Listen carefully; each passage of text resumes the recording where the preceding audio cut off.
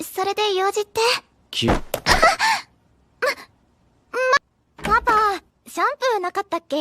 Kamusta mga idol? Welcome muli sa aking munting channel. Bago natin simulan, paki-like and share naman ng ating video. Maraming salamat. Simulan na natin. Nagsimula ang anime sa masarap na dalaga at sariwang-sariwa na si Ana de los Santos. Shoutout sa iyo idol.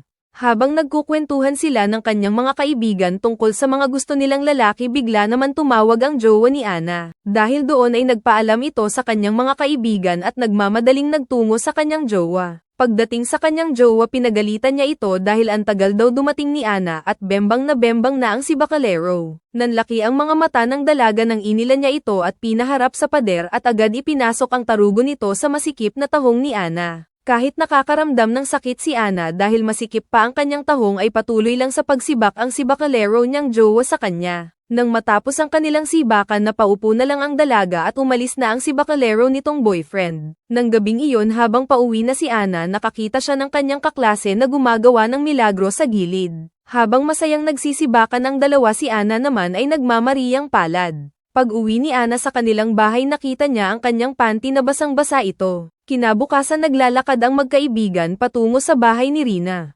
Pagdating sa bahay ni Rina, ipinakilala niya si Ana sa kanyang ama at nagulat ang dalaga nang makita niya ito dahil siya yung nakita niyang bumebembang sa kanyang kaklase nung isang araw. Habang nagkukwentuhan ang dalawa, nagpaalam si Ana kay Rina at sinabi niya dito na pupunta lang siya ng banyo. Nagtungo ang mahilig na si Ana sa ama ni Rina at tinanong niya ito kung pwede daw ba siya nitong bembangin at pinakita niya ang kanyang mga malalaking pakwan sa lalaki. Tumanggi ang lalaki sa nais ni Ana, subalit ipinakita nito ang ginawa niya sa kanyang kaklase at nilandi niya ito. Pagkatapos ay agad sinakmal ng mahilig na si Ana ang tarugo ng lalaki. Nakangiting sinabi ni Ana sa lalaki na mas malaki daw ang tarugo nito kesa sa kanyang jowa at agad ginawang ice cream ni Ana ang matabang tarugo ng lalaki. Dahil sa ginawa ni Ana ay tuluyan ng nag-init ang lalaki at dinala niya ang dalaga sa kama. Pagkatapos ay dito niya isinagawa ang pinagbabawal na teknik kay Ana. Napaungol na lang ang masarap na si Ana habang nakakapit ito sa kumot dahil sa sobrang sarap. Nang matapos sila ay napangiti na lang ang dalaga dahil napagbigyan ito sa kanyang hiling. Sa pagtatapos ng anime, makikita ang mga magkakaibigan na masayang nag-uusap.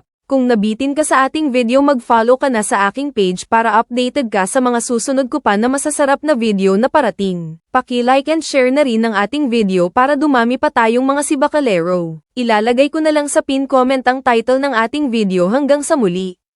Paalam.